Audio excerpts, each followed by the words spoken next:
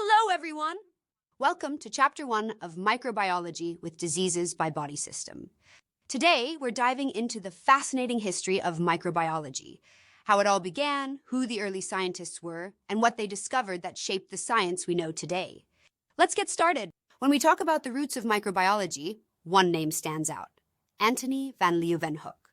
In the late 1600s, he started crafting and using simple microscopes, often building a new one for each sample he examined. His curiosity led him to observe water samples, where he discovered what he called animalcules, tiny living things like algae, fungi, and protozoa. By the end of the 19th century, these would be collectively known as microorganisms. This is a portrait of Antony van Leeuwenhoek. He wasn't a trained scientist, but his contributions to microscopy and biology were revolutionary. His meticulous observations laid the foundation for microbiology. Here you see a reproduction of one of van Leeuwenhoek's microscopes. Notice how simple it is compared to modern microscopes. Yet, it allowed him to view a hidden world no one had seen before. This image gives us a glimpse into the diverse world van Leeuwenhoek first saw. Each shape and color represents a different type of microorganism. It's like discovering a whole new dimension of life, one invisible to the naked eye. Now that we had a way to see these tiny organisms, the next question was, how do we classify them? Carolus Linnaeus created a system to name and group organisms, giving us the beginnings of taxonomy.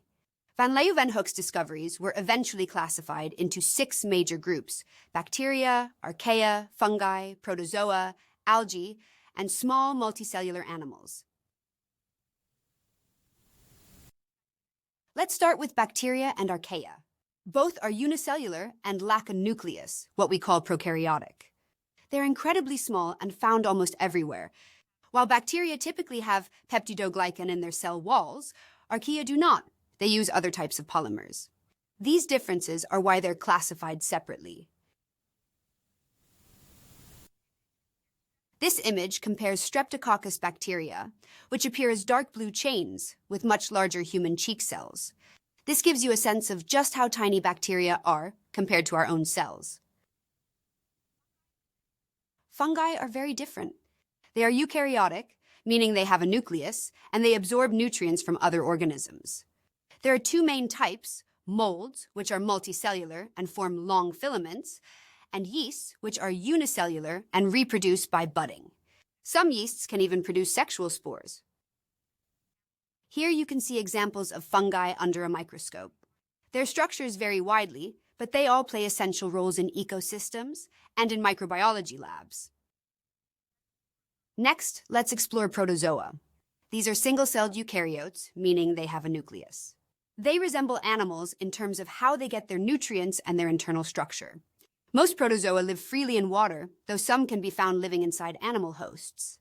They reproduce both sexually and asexually, and they move using one of 3 mechanisms: pseudopods, which are flowing extensions of the cell, cilia, which are tiny hair-like structures, or flagella, which are long, whip-like tails. This image shows the different locomotive structures protozoa use: pseudopods, cilia, and flagella. These adaptations allow protozoa to move toward food or away from danger in their aquatic environments. Algae are another group of microorganisms. They can be unicellular or multicellular, and they're photosynthetic, meaning they make their own food from sunlight, like plants. They have relatively simple reproductive structures and are categorized based on their pigments and the composition of their cell walls. This slide shows microscopic images of algae. Notice their variety in shape and color, which ties back to the different pigments used in classification. There are also 2 other groups important to microbiologists: parasites and viruses. Parasites are organisms that live on or in a host and harm it. Viruses, on the other hand, are acellular, meaning they are not made of cells. They can only replicate inside a host organism and are considered by some as being on the edge of what we define as life. This is an image of an immature parasitic worm found in blood. Parasitic worms, also known as helminths, are multicellular and often cause serious disease, especially in developing countries.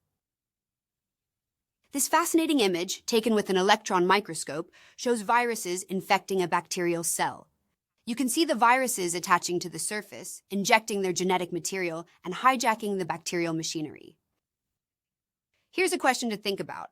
Why do we call Leeuwenhoek the father of microbiology?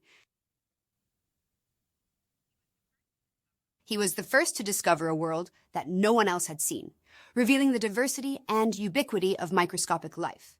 Without his curiosity and craftsmanship, microbiology might have taken much longer to emerge as a scientific field.